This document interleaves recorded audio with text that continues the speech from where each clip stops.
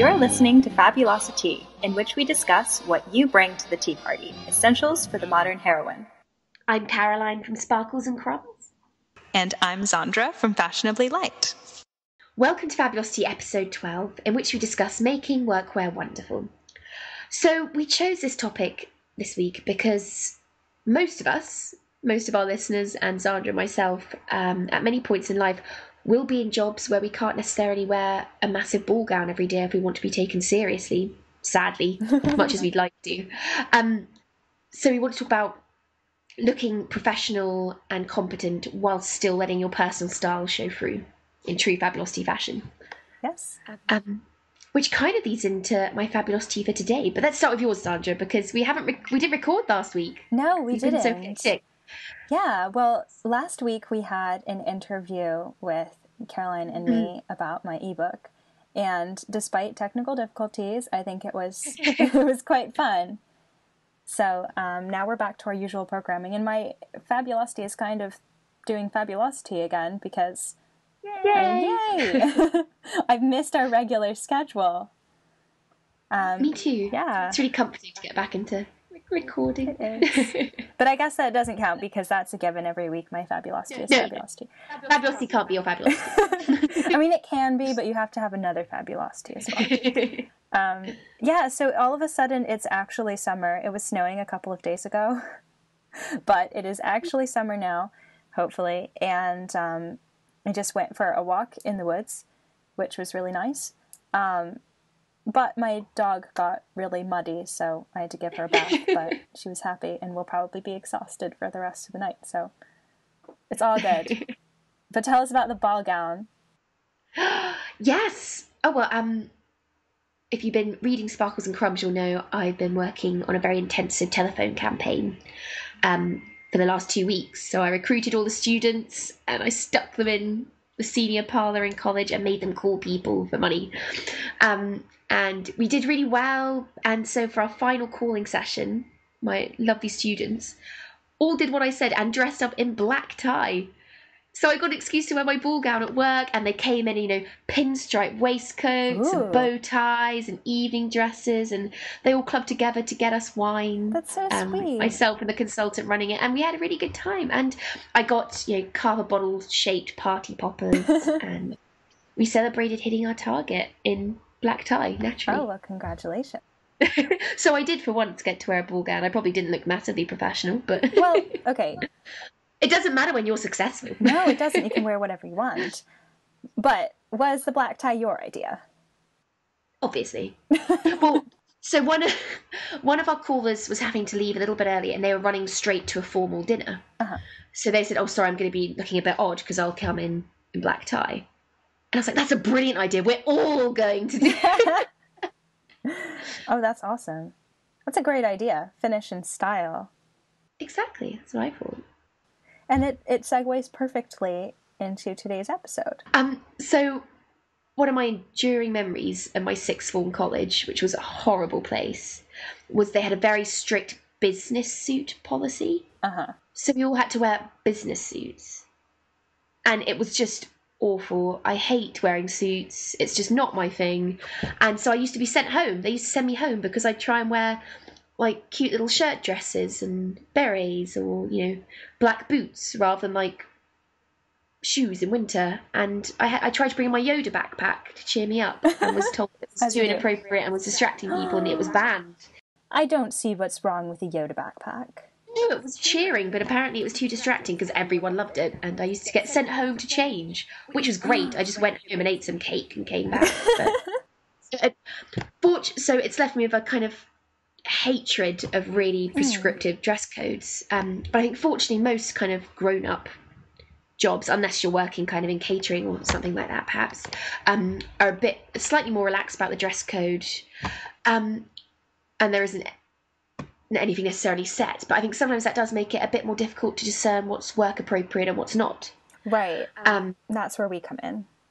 Yes, so I think, it's my attitude is I obviously want, I want to look pulled together so that, if a client or someone important comes in, I feel confident and like I can be taken seriously. But, you still want to look like you and how you like to dress, I think. So, especially as a girl, I think it can be quite difficult to... Right. Yes. And before we go on to that, is it normal for schools to have a business suit policy? I've never heard of that before. It was the sixth form of a school, and we didn't have to wear uniform, but you had to wear a business suit. That seems so odd. It's so infuriating because loads of the girls would come in with like their shirts unbuttoned down to their navel and, tiny mini skirts, and they were fine because they were technically within the business suit definition, which was why it was so silly. It's just sending the wrong message. My school had a similarly, not quite that silly, but we also had a dress code and sort of prided ourselves on being, oh, well, everyone comes to school well-dressed, but we don't have to say you have to wear this exact uniform. But that's what I think. That's what I think. All right, the right attitude is that you should look smart for the job you're doing, or the education you're going to get. Yes, but I think the line is drawn though, where instead of reiterating that idea of you're dressing up because you're committing to the situation that you're in, you're showing respect to your teachers and to your peers, when instead it's like, this is what yoga pants are, these are what normal pants are, trousers. Yeah. And being really prescriptive, and saying you're not allowed to wear jeans because jeans are off the dress code versus, well, look at these ratty, cut up, slutty jeans versus these very nice, tailored, dark black jeans. Yeah, exactly. So saying oh, this fabric is banned is not really the way to go about it, I think.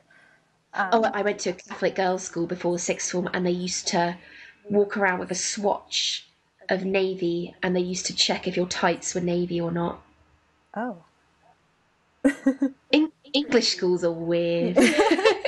Well, here's my thought. I think you should either have, for schools, you should either have a uniform or you should have no dress code at all and just encourage people to dress nicely. Mm-hmm. Well, I think especially, so I was interviewing students a couple of months ago for this telephone campaign job. And it was that, some of them came in slumping in tracksuits and hoodies. And by the end of it, you had them in black tie. Oh, we didn't hire those people. But sure. I was talking to a friend about this ages ago, saying, they just aren't putting, these people look ridiculous and scruffy. And my friend said, well, not everyone's as shallow as you, not everyone goes on first impressions. I said, well, but people do. If you turn up for a job interview looking like you just rolled out of bed and don't care, it sends out a message that you don't care about the job and you don't have a high opinion of yourself and the people you're meeting. I think, it's right.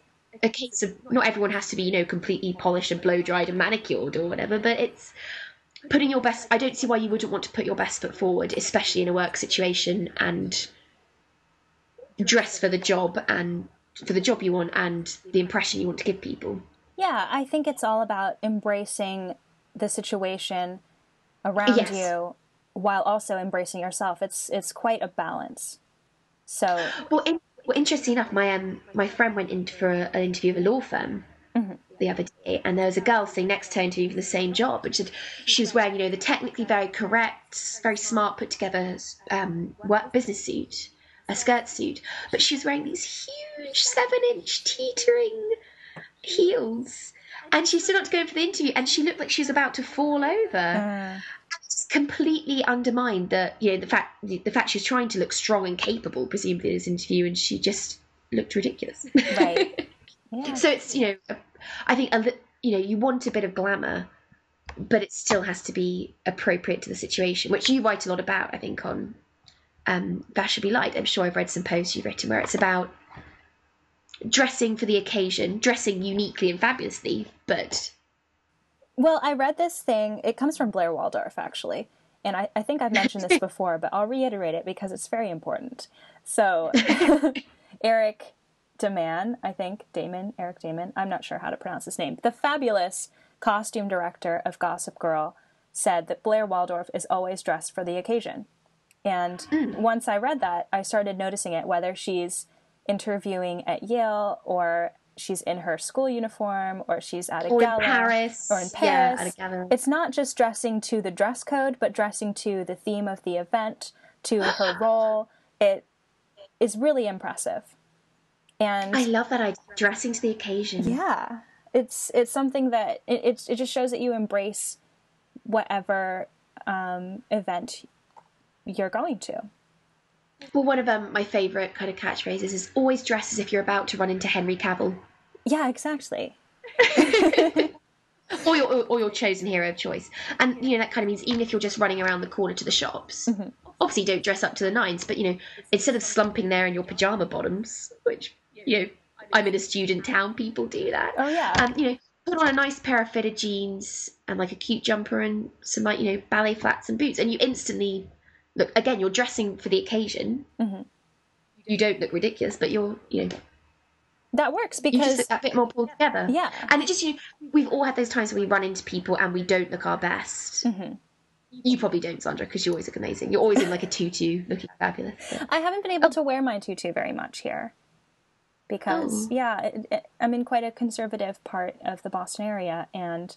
I get weird looks for wearing things that I consider my normal clothes. They're admiring looks, Xandra. They're not weird, they're admiring. Yeah, that's what people say. But I think the dressing as if you're going to run into Henry Cavill or whatever version, insert whoever, whether it's like your style icon or your Superman, it works because you also don't want to be randomly out of place when you meet this person. As much as you want to be dressed for the occasion. Do you know what my favourite quote is in relation to what to wear to work? What is it? The wonderful Simon Doonan wrote an article about this. He said he's tired of getting questions from women about what to wear to work. He's like, wear what you want. But his mantra is always dress as if you're going somewhere better after. Yeah. Which I love. I love that idea because I'm totally guilty of slumping into the office, rolling out of bed at the last minute, throwing on some clothes, not making an effort to look as fabulous as we usually do, or try to. And then you get asked out for cocktails, or you run into someone fabulous, and it just ruins the mood. I love this idea of always looking like you're about to go for a cocktail on the Eiffel Tower, or. Yeah. Or even just, to like a nice dinner after work or... Mm-hmm. Well, it's similar to what Derek Blasberg says in Classy, which is it's better to be overdressed than underdressed. And if you're not sure what the dress code is, overdress, and then you can always say, oh, I have a function afterwards. But if you're underdressed, exactly. It's just like you're unprepared. I mean, more often than not, after work, I'm going to yoga, so that doesn't quite work for me, but so what's kind of your workwear at the moment? So at the moment you're working in the theatre and kind of working from home, essentially writing and so that's another interesting thing is dressing up to work from home, even though no one is here to judge me. It's sort of like it's proven to me that dressing up is just as much for myself as it is for the other people around me. Because if I'm... And it gets you in a mindset, doesn't it? It gets you in a mindset of working. Yeah, exactly. And if I'm wearing my pajamas all day, I'm more likely to want to work from bed all day, and then I'll want to just go to sleep. So, like going back to my high school dress code, for exams, we were allowed to wear whatever we wanted. And so people would roll out of bed and come to school in their pajamas. And I was so confused by that because I was like, I would not be able to focus in an academic setting wearing my pajamas. So do you think if you worked in an office, say, would you have separate work clothes to your everyday clothes? Sorry, or weekend or evening clothes? Oh, I see. So, for example, when you were going to lectures, did you have, clothes you'd wear for lectures and supervisions and then weekend clothes? It's not so much clothes as different ways of styling what I have. Since I have a capsule wardrobe, I try to make everything versatile to different situations, but certain pieces are the ones that I gravitate towards when I'm dressing for work, like collared shirts. I have a button-down shirt that I got from Paris that has a popsicle print on it. So that is I buttoned that up and put on a nice necklace for work. Did you wear that when we recorded the first episode? I did. I have a picture of it. It is. It's on the Tumblr. It is. I'll put it on the show notes. Yes. Yeah, so that's my popsicle shirt, and it was quite popular at work, actually, because it's the cut of a formal shirt, but, it has popsicles on it. I think that's such a big thing. I think fit. Right. I mean, that's what I absolutely love about the designer Paul Smith, because he does classic... You are such a Paul Smith fan. I adore Paul Smith. Well, he does the classic cut and sort of inserts unexpected splashes of whimsy. So he has like a really nice fitted suit blazer, and then as you're walking and you see the side flap open, that you see that the lining is like bright stripes or polka dots or something. And he's wearing like a normal navy suit on a bicycle, and when he's biking you can see some sort of pattern bright socks. It's just those flashes of, this person put some thought has a bit of whimsy to them. Right, and it's like intentional whimsy. I like that. Yeah. Well, my friend at work described my work style as Caribbean formal. That is fantastic. I love that. I love the idea that I'm, meeting Kate and Wills at a reception in the Solomon Islands for their last tour. That works. But basically, I like to wear really Technicolor fitted wiggle dresses. Cool. So I have like bright, and they're usually I get them kind of off eBay from the Pretty Dress Company in Socator. They do gorgeous kind of bombshell, pencil skirted, beautifully tailored dresses, but they're in bright blue or red or fuchsia. Cool. Or even like the white dress I wore for our FabulosiTEA at Fortnum & Mason's with Sarah. Cool. And just those of, some pretty mid-heel shoes, and then just a smart black blazer if it's cold. Blazers are another thing that... They transform anything. Exactly. Like the shirt I'm wearing right now, which our viewers, our listeners cannot see.